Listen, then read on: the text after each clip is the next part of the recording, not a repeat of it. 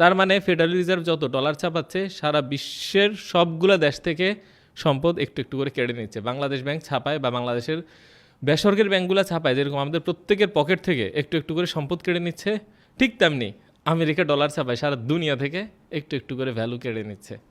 এবং এটা কিন্তু চুরি বা ডাকাতির পর্যায়ে পড়ে। কেন জানেন? কারণ আমি কিন্তু কোনো বিজনেস রিস্ক নেই যার কারণে আমাকে লস করতে হবে।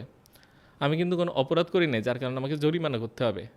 আমার হালাল টাকা আমি রেখে দিছি, এমনকি টাকা সমুদ্রের নিচে রেখে দিছি, সেখান থেকে এটা ভ্যালু চলে যাবে।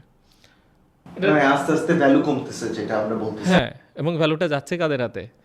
কোনো কিছু এখানে কিন্তু ওই মানে শূন্যে মিলে যাওয়া বলে কিছু নাই। কেমন? আপনি কিছু হারাচ্ছেন মানে কেউ কিছু পাচ্ছে।